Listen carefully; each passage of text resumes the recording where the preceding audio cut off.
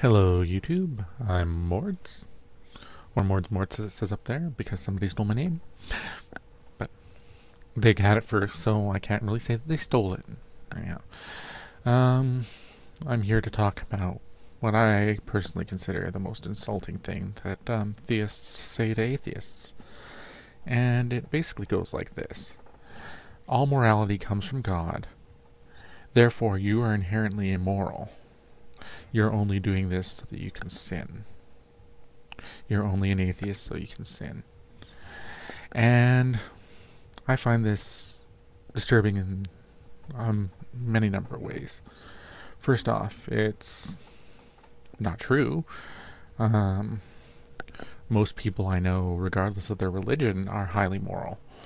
So if you say this to an atheist, why aren't you saying this to a Muslim?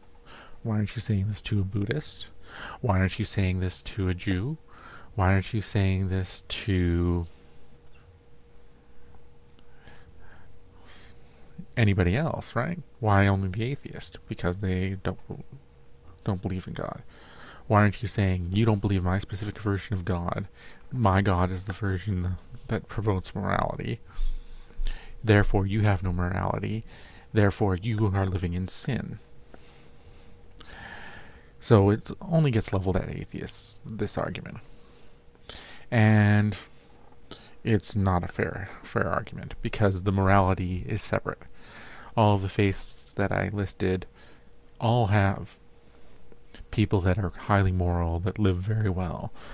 And every group has this dialectic, right? They have people that are highly moral, very good people, all the way down the line. And then they have the scumbuckets. And every group has scumbuckets. Even atheists have scumbuckets. In fact, we have scumbuckets, but we don't defend them.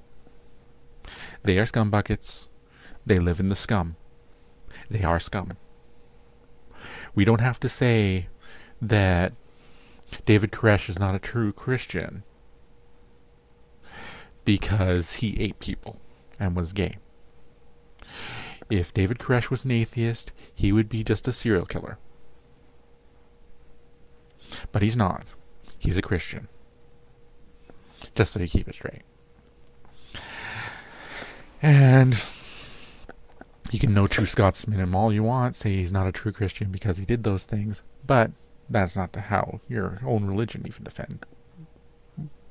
places it forward. Like, that's one of the things that really irks me about religion, is that people will defend people like Pat Robertson making horrible statements, and they'll shrug it off and say, well, he's not a true Christian. What is a true Christian? And then people go, well, you're not a true atheist because you don't believe this, that, and the other thing. You're not a nihilist. And it's like, yeah, I'm not a nihilist, but a nihilist isn't an atheist. But back to the morality thing that I find so offensive. The thing is that there's moral arguments to not believe in God. Like the moral argument that you transgress and you burn in hell forever. You transgress for something minor. Let's say you wear a polycotton blend. That's a hellbound offense. You're going to hell because you're wearing mixed fabrics. Now, you go to hell, you burn for all eternity because, well, you wore a leisure suit in the 70s. I don't know, I don't care, it was white, it was horrible looking. Okay, but you're burning in hell in your leisure suit. And this is moral and upstanding? I can't imagine that. I think the punishment for wearing a leisure suit is laughing at the person. Laughing uproariously, but laughing nonetheless. Wearing funny clothes. It's like the punishment for being a clown is that you're laughed at. Okay. But that's more or less what you want, so maybe you're BSDM clown, whatever. You like being punished with laughter. Anyhow. Okay. Okay, I think I've derailed my train of thought here a little bit. But the reason why it's so insulting is that it's dehumanizing. Like, I watched a video by Nicotine recently, and he was going on about how it's trying to dehumanize people. And I agree entirely, 100%. Like, being told that I have no morals is a subtle way of them to strip me of my humanity. And I hate to say it, but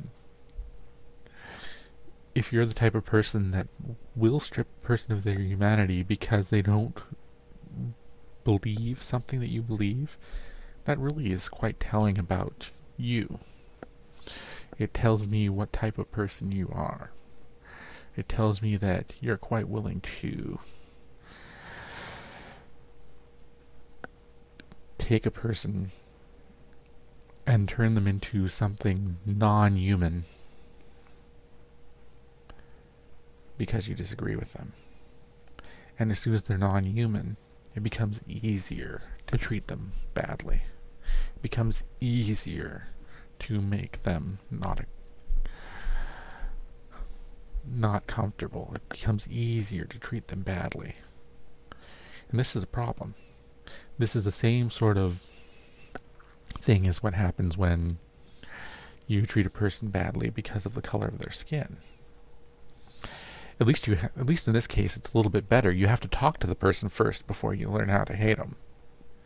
It's like in Canada, where we have the French out east and English speaking almost everywhere else. We have to at least talk to the person before we have to learn whether or not we hate them or not. May we? Yeah. But, and it's an absurdity. It's fracturing the populace for the purpose of fracturing it and making people less human so that you can hurt them. Really think about it. When you say a person can't be moral without God, what you're saying is the person you're saying that to is less than human. And that's the reason why it's so insulting. And I would never say anything like that. I won't even tell a person to shut up, because that's stripping them of their humanity. You have a right to talk.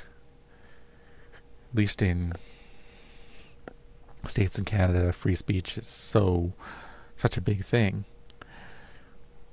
Though Ann Coulter, I could probably deal with her having a volume control. Deepak Chopra too.